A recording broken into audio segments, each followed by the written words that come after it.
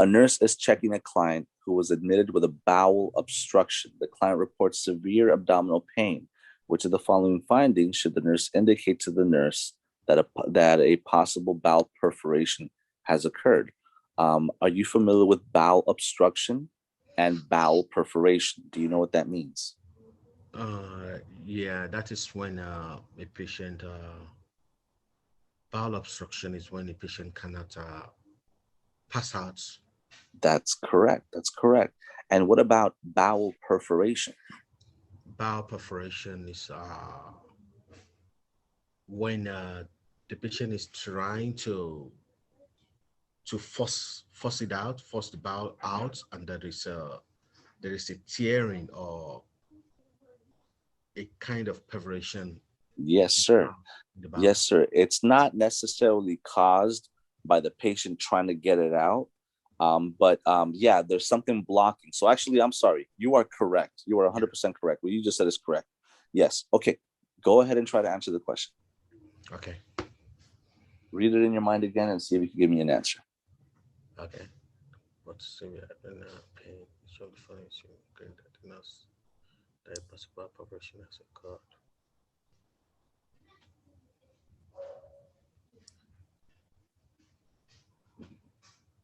Elevated blood pressure, bowel sounds, increasing frequency and pitch, rigid abdomen,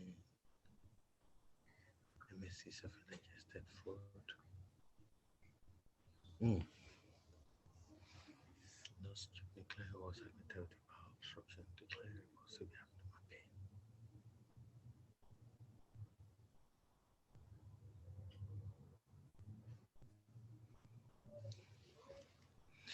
I will go with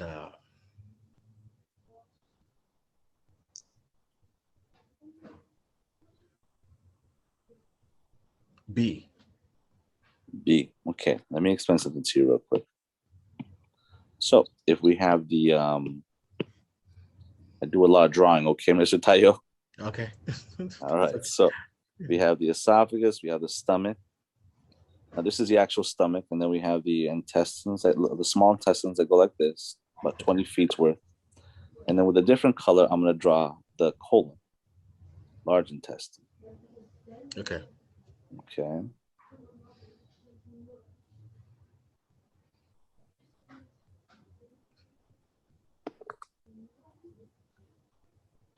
Okay.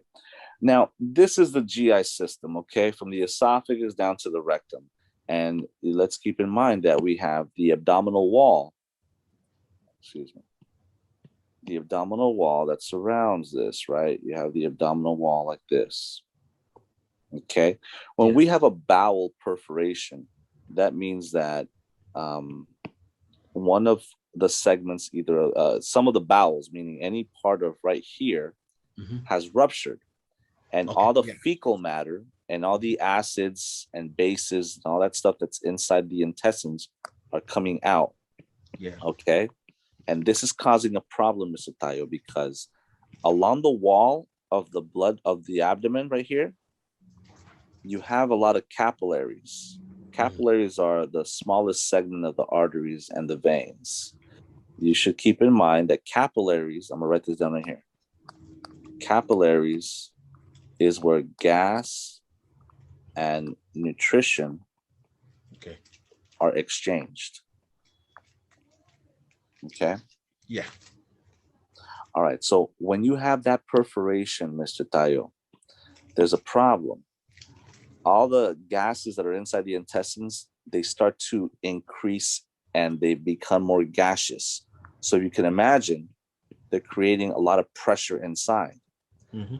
At the same time, if you can imagine, let's say that your bowel perforation is somewhere. This is part of the intestine, right?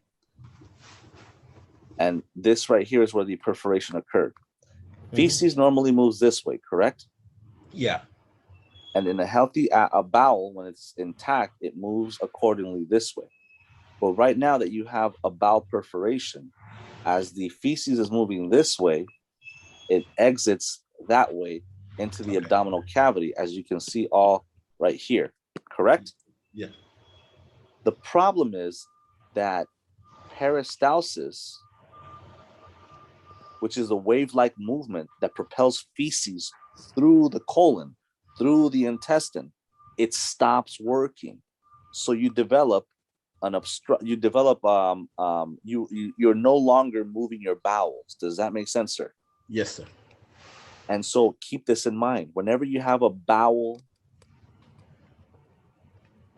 perforation, the feces is now leaking through that hole in the intestines, and there is no more peristalsis.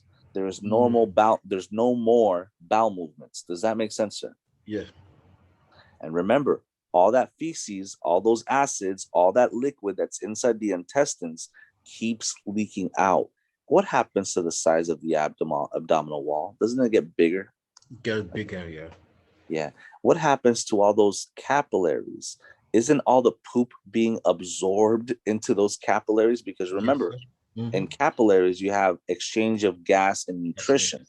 But unfortunately, right now, you have a lot of waste, a lot of stool, a lot of nasty bacteria that's being absorbed by those capillaries. Can we agree on that, sir? Yes, sir. Yeah. This is known as peritonitis, because the name of the membrane, which I'm going to highlight in blue right now, okay, now that it's distended, the name of that membrane is known as the peritoneum. Oh, okay. Okay, the peritoneum. But now that peritoneum is being invaded with all the bacteria from the stool that has just leaked out of the intestines and are causing havoc, are going to cause the infection. They're causing distension. All that is peritonitis. Peritonitis. Okay. Does that make sense, sir? Yes, sir.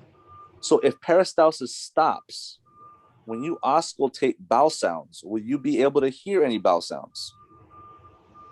No. That is correct. That is correct. Any questions so far, sir? I'm good, sir. Oops, sorry about that. You good? Let me know when I can move on to the question again. Yeah. Okay. All right. So a nurse is checking a client who was admitted with a bowel obstruction. The client reports severe abdominal pain, which the following findings should indicate to the nurse that a possible bowel perforation has occurred. What do you think the answer is? First of all, what happens to the bowel sounds again? The bowel sounds Disappears. So is B your answer? Because this is bowel sounds increase. Oh, no, that's not my answer then. There you go. That's not your answer, right? So we can eliminate that. Okay. What else do you think is going to happen? What happens to your blood pressure if all this is happening, sir? The blood pressure? Yeah. You have pain. The patient says it has pain. What happens to the blood pressure? A lot of stuff going on. What happens to the blood pressure? The blood pressure increases. That's right. It does increase. So technically, this is a true statement, correct? Yes, sir.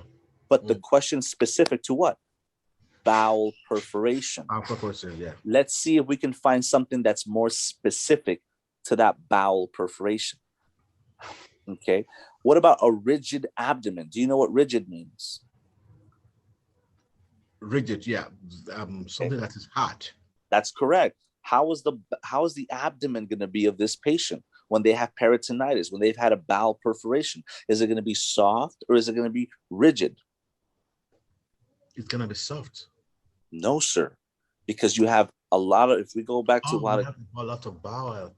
You have all the feces. Remember, the intestines right here. All the feces is exiting. So it's actually accumulating in the abdominal cavity.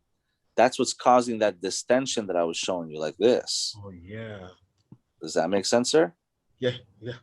Okay, good. So what happens to the abdomen when you have this bowel perforation? The abdomen is rigid. It's rigid. It's hard, right? It's distended. It's painful. It's tender. Yeah. So this is also a correct answer, correct? Yeah. Oops, hold on. Okay, good.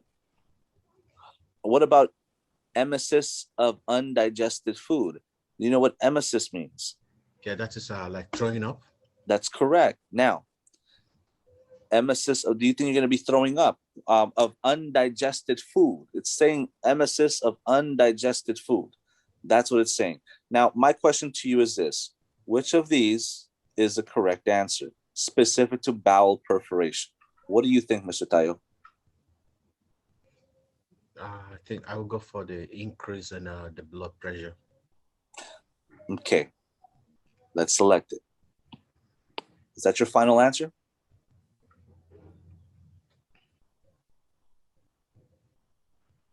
Emesis. It can't. Let's read the question again. Let me read the question again for you, because remember, Mr. Tayo, these questions. I'm not seeing the question again, sir. Oh, you don't see it? Hold on. Yeah, I'm still on the pictures. The diagram. How about now? No, I'm still looking at the diagram. Really? Hold on. I don't know what's going on. Okay. Huh. Yeah. Got it? Yeah. Okay. So remember, Mr. Tayo, let's go back to the question. Okay. Okay. A nurse is checking a client who was admitted with a bowel obstruction. The client reports severe abdominal pain. Which of the following findings should indicate to the nurse that a possible bowel perforation has occurred? So I'll go for C, rigid abdomen. And that is correct, my friend, because that is specific. Yeah, that is specific too. But what I did want to explain to you also, now that you're learning this lesson, is that when you're looking at these questions, more than one answer may be correct. Yeah. However, your clinical judgment should be able to focus in on the answer that's specific to the question. Okay? Yeah. So from now on, let's keep that in mind. Okay. We're gonna see answers that are correct outside of what the question's main answer should be, but we have to be able to narrow it down. And when it comes to this question, it asks specifically bowel perforation. Elevated temperature happens for a variety of reasons, not just bowel perforation. Emesis of undigested food happens for a variety of reasons. Yeah. But rigid abdomen, that's specific to bowel perforation. Yeah. Does that make sense, Mr. Tayo? Yes, sir. All right, let's move on. Oh, it's very technical. I try to be as much as I can, because this is what's going to look. This doesn't mean that you have to memorize all this, Mr. Tayo. No, this means that your brain has to just understand the connections, because after a certain time, you will be able to look at a question and you're going to be able to apply this logic that I'm explaining to you, because now you have the